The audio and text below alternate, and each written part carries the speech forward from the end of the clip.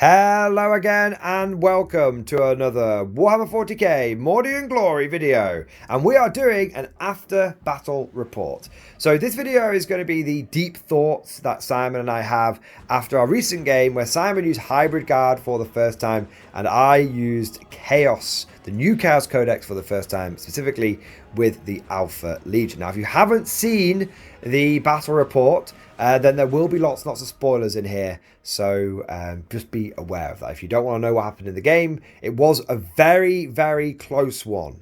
So if you want to see the twists and turns, check out that battle report. There'll be a link to it down in the description and a link at the end of this video as well. But with all that said, now let us get into the spoilers. Yes. That game was the second time that Simon and I have run Sneaky Boys versus Guard. You used the Raven Guard, and I used the Alpha Legion, and that's two armies which are very sneaky, good at infiltrating. But one thing I noticed in both games is the damage output was low. Yes. And and you didn't have that much anti-tank. I brought a reasonable amount. I brought 2 squads of Havocs. I brought a Predator with las cannons. I brought a Land Raider. I had every squad with a melter gun and a plasma gun. I had a reasonable amount of combat, and I just felt like I just didn't have, even with Dark Packs, and Dark Packs normally feel great, I just felt like I just didn't have enough oomph. And in your game, I think we had exactly the same situation where the final battle was a bunch of intercessors trying to beat the crap out of a bunch of guardsmen, and you didn't have any models left by the end. It was just trying to get those last few points. But in both of those games, the Sneaky Boys lost. Yes, narrowly. And I was just my thoughts on this, Simon, is that it's all well and good being sneaky versus the Guard, but the Guard will just go, oh, okay, and just punch you in the face and you die. What do you think about it? I noticed when you deployed, when the Raven Guard, I was like, right, I've got all these units that I can infiltrate. I mean, I had infiltrators and no. But I was like, right, how much do I actually want to throw up the table? There's all very well being able to throw 6 units up the table, but when you're looking at it going, they're just going to get absolutely obliterated in 1 or 2 turns. Yeah. What's the point? So yeah, I tried it slightly differently. When we did it with my Raven Guard, I just put a big Terminator block and tried to. Yeah. That didn't work. You throwing some stuff up the table, that's worked. I feel like it worked a little bit better. I felt like the advantage, if I was to compare Alpha Legion to Raven Guard, or should we say Vanguard to Deceptors, they use the right detachments. Robots in disguise, or Legionnaires in disguise in this case. I felt like you had the one block that you could put in the middle, but with being able to put 6 units in, I felt like for the first 2 turns, I felt quite Gene Stealer cultish. Not in 10th edition, because I shit in 10th edition, but like traditional Gene Stealer cult, where for the first 2 or 3 turns, I'm throwing waves after waves after waves at you, and you're having to hold those waves back. But if you can, then you can pull it back turn 3, turn 4, turn 5, which is what you did. So what did you think that there was a bit more pressure from the Alpha Legion? Yeah, there was, and when I looked at it, I was like, well, I think I played it right. If I'd have come out that turn earlier and exposed my guardsman to your bolter fire, then I think it would have been a different game. And I think actually forcing you to come my side of the terrain meant that when you came over, yes, you were going to do some damage, but you weren't gonna survive it. No, and I tell you what I really noticed in this. I've been playing a lot of Death Guard recently. And when I take Death Guard, I can be quite blasé. I can just sort of march up the board or drive at the board and jump out because A, I'm tougher, I'm toughness 5. And B, I'm spaffing out -1 to hit with Cloud of Flies, and I've got Pop Smoke, and I've got Contagion.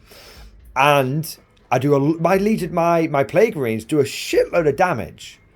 In this game, I felt like I was very fragile, and I had no damage output. Chaos Space Players, I now get it. I get what you guys have been saying. This did not feel very punchy at all, and didn't feel very durable either. I think it's like Marines though, isn't it? It's you power up. Well, I mean, some of yours did quite well for a turn or 2, but then they melted. So I think, I mean, it's Grey Knights, Infiltrators, Vanguard. There's a reason why those kind of armies win tournaments but have low win percentages generally, is that people who are high skill players can drive them well.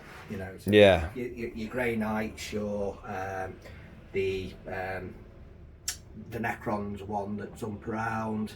They won Vanguard Space Marines won LVO, didn't they? What was it? What did they win? No, they won.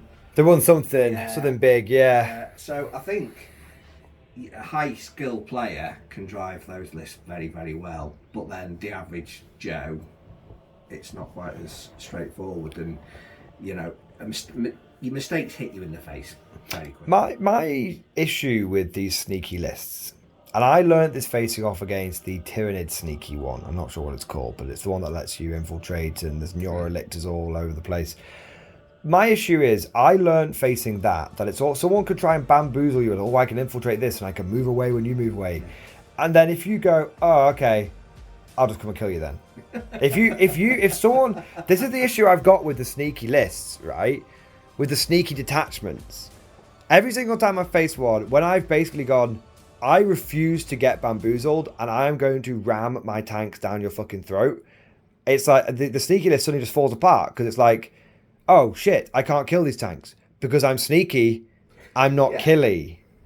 Like the last time I faced the Tyrannids, literally my opponent spent about 5-10 minutes at the beginning of the game explaining all of the stuff he could do, and I just didn't listen to any of it. Not in a horrible way, but it just didn't go in my brain. Yeah. What I mean is, I was like, okay, I'm trying to understand. I just said to him, I'll get it in the battle. I'll just do what I can do.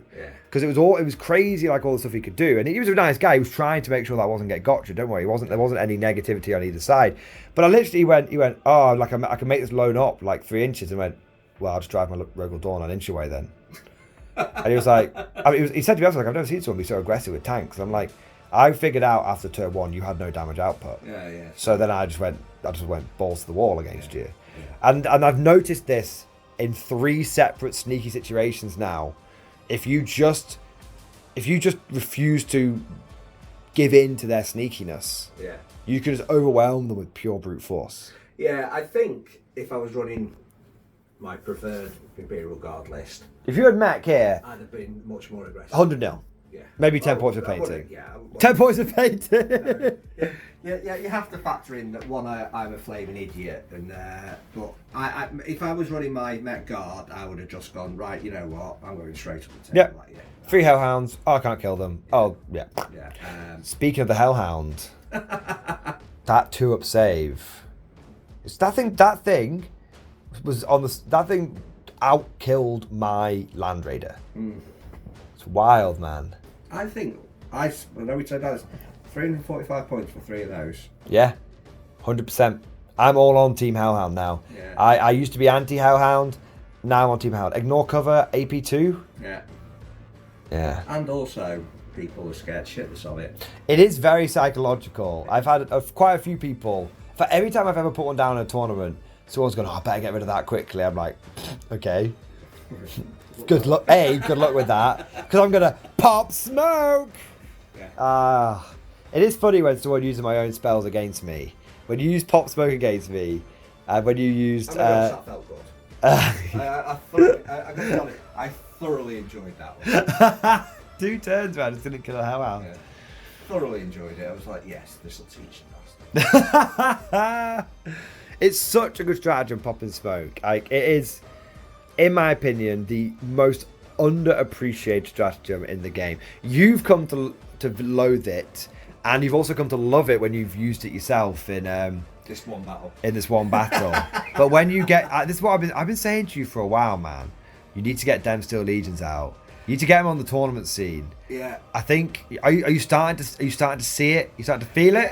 Look, I was playing Necrons because when they came out and I knew we were going to Adepticon. Yeah. So that's why I've been trying to play as many Necrons as possible. So now that's gone, I'm hoping we'll find out the roadmap so I can then kind of work out what I'm going to try and play more of. But I wanted, it's probably going to be Steel Legion because I never played them in 9th.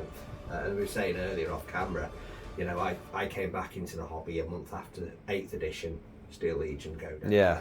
Guard Codex.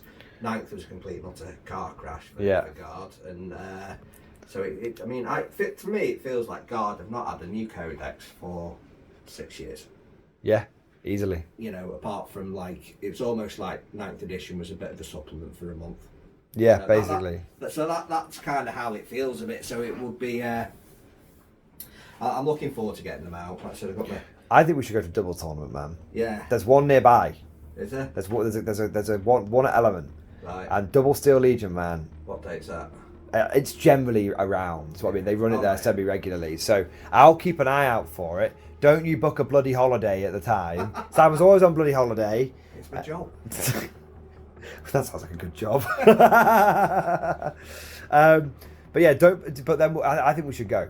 Yeah. I think my Tan Steel Legion, your White Steel Legion, side by side for one. Because when we went to Adepticon, and we actually got to play on the same side, and it was actually felt quite nice. I felt we were quite powerful. I think we almost did. We did quite well on top table. Yeah, I think that's because I was quite drunk by that point, and you were just. We'll get you drunk, baby. If that's what it takes, man. If that's what it takes. I was pretty pissed at that point. I mean, yeah. What was that game 3, wasn't it? Oh yeah. Game 3, beer 12. I think it probably was at that point. At my arse at that point. But, No, when we faced Nurgle and when we faced Double Demon Primarch though. That was funny. We smashed that. Yeah. But anyway, off topic there. So. Well, it's a little bit off topic because we're still talking about Steel Legion stuff, aren't we? But yeah, no, I did. It's also quite because I mean, basically, what you're going to do, right? Pop smoke, reinforcements. Pop smoke, reinforcements. 3 CP, 3 CP around. Yeah. That's what you spend them on. Yeah. So it's pretty idiot-proof. It's easy to pilot. Yeah. Just like get a bit of experience, you get a bit more confidence, a bit more speed. And cause people are like, oh, Morgan, how do you move so much stuff around the table? It's like, well, I basically take the same list each time, and it only uses the same 3 stratagems each time. What do you think of the Rogal Dawn? Swingy. I tell you, that last turn there, because when I was looking at it going, oh, right. When I'd whiffed against the Land Raider, and actually, I just thinking about it now, I think I shot some blast weapons at it, but thankfully it's not made a difference. No, it still survived. So thankfully it's not made a difference. But when I was like, I should have come out of combat and tried to kill it, and then the fact that one Russ could just blow that one squad away and bail me out of the doo-doo, because I said at that point, I think that's... If you hadn't done that, you'd have won. I won the game. Yeah. If that had been any other Russ, the Lehman Russ battle tank is a game-winning unit. And I've done it myself. When I said, oh, I thought you'd just blow those off the table, I thought, just do it. I thought you were going to do that first. I feel like you were overly focusing over here. Yeah. And then you suddenly were like, oh! And then you're just like, yeah, you smashed it. Yeah. So that was... I think Double Dawn will be interesting. I'm hoping so. I've got 2 being done. It is good. Yeah. It is good. I'm looking for Double Dawn, Triple Hellhound. Need a Tank Commander or Lord Solar, but then, yeah. That's kind of looking forward to trying that. So that, yeah, I enjoyed it. There's a lot of guns on it. It's great. The stubbers are the best bit. Get on the 50s. Yeah, the stubbers are the best bit. But I think that again, if I was facing that and someone was running 2 Dawns and 3 Hellhounds down my throat, I would be like, right, where do I? That's what I mean. You can't. That's when the brute. This is what I'm talking about. The brute force comes in. You just run 3 Hellhounds, like 2 Hellhounds on one flank, and I can't stop it. Yeah. And it just starts because the moment I try and stop it, pop smoke. Yeah. Or you focus on that, then you got 2 Dawns just wailing away at you. Yeah. Yeah, like it. It was good fun actually. I quite enjoyed it. It's a big ass chunky model, isn't it? It's a nice big chunky tank, isn't it? Yeah, it feels good. I think the sweet spot for guard now is either 5 Russes or Double Dawn 3 Hellhound. I think that's where the potential could be. And I ran 3 Hellhounds and 3 Vanquishers, and that did really well because the Vanquishers are just turbo anti-tank, and the Hellhounds are turbo anti-infantry. And between them, they got the job done. I need to just have to have a look at this now. Well, how many points? Yeah, for those. Double Dawn is 520, so plus 345, so 8, 6.5. And then how much is a armoured fist squad? 60 plus. 125. If you go Catachans, because you need 55 plus 70. Is that 6? Can you get 6 chimeras in there? I think you can. Does this work? See if you can do it. Because you'd go double flamer. You probably you'd either go double heavy bolter or double heavy flamer. Yeah, I think you could probably get 6 chimeras, 3 hellhounds, double dawn, and a tank commander. A tank commander for the dawns. See, there's times like this. I know you're not a massive fan of the app, but it's. No, I like the app. I don't like the list building system. After playing Old World, and just getting to the end of a list and being like, oh, I'm 4 points over, I'll drop one guy. It's very, very hard to come back to enjoying 40k list building when you can't do that. Right, Roundwood Battle Tank. We're doing it live, guys. He's on the phone right now. He's on the app. I don't alarm you. He is on the app. Simon, why does it say grinder? Why are you on it? Don't judge me. It's 2024. Right, so I don't mean to worry anyone, but tank commander. No, I don't mean to alarm you. Tank commander, grand strategist. Right. I'll tell you what else we'll put in because we need one of these. Tech priest. You don't need a tech priest. Yours did nothing in that game, and I'm convinced that they're not used. Right, well, tank commander, grand strategist, 6 Catachan squad, 6 chimeras, 3 hellhounds, 2 Rogal Dawns, leaves you 165 points left. Fuck. 165 points. I might be tempted to drop the tank commander. Take the Lord Solar Blob and spin direct fire. Yeah. I'd be tempted. Avenger Strike Fighter.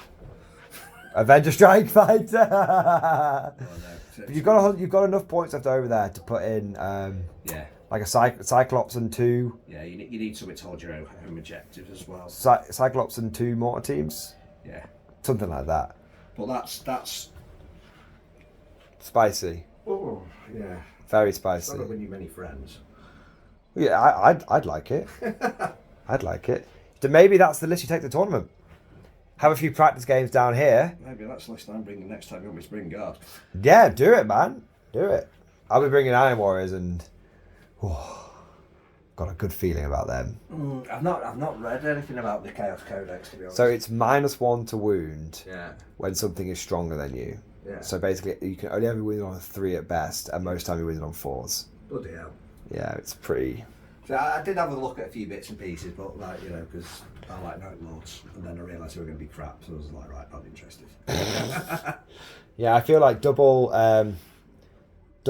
Land Raider. If I went mech Iron Warriors, I think we would fall out. I think we'd fall out. And but that's something for the viewers to look forward to next time. But Simon, you're thinking about the mech right now. I'm thinking about the Iron Warriors. Let's see what happens. But guys, I think where we'll bring it to an end there because we're rapidly going off topic. We've not been on topic since we started. Well, we're talking about mechas, so it's not been too bad. It's been loosely related, transferable topic. There you go. I mean, I definitely think 80 is a sweet spot. I think 60. But perhaps because I am a more cautious player, I didn't sit there thinking 60 was enough. No, it's the bare minimum. And I think we've both agreed now that don't bother manticores. Not at that price. No. We'll leave the manticores on the shelf for a bit, and we'll get the mortar teams out. Mortar teams are great. Yeah. All right, guys. Thank you for watching. I hope you enjoyed it. I hope you found it useful and informative. Let us know what you think down in the comment section below. Let us know if you agree with us, disagree with us regarding mech, double dawn, triple hellhound, alpha legion, all that kind of good stuff. And of course, let us know which Chaos new detachment you are most excited for. We've tried the Alpha Legion one out, which is very interesting. Maybe the Chaos Cult one next? Or the Iron Warriors? We'll see. We'll see. What's the most obnoxious one I can play? Chaos Cult. No, probably Iron Warriors. They're both pretty obnoxious. Alright, guys. Thank you for watching. Hope you enjoyed the game. And of course, as always, see you guys next time. Would you like to know more? If so, then please consider becoming a channel member or patron. By supporting the channel, not only will you be doing your part, but you'll also be helping me create more content for your viewing pleasure and unlocking a whole host of perks. You get everything from a badge next to your name, custom emojis, but the big one is access to the Mordian Glory Discord server, an online community with almost 2,500 active members. It's always popping off in the MG Discord. We've got channels for army lists, hobbying, tactics, stories, and even a pretty spicy meme section as well. For all you greenhorns that wanted to see the Mordian Glory Hole, today is your lucky day.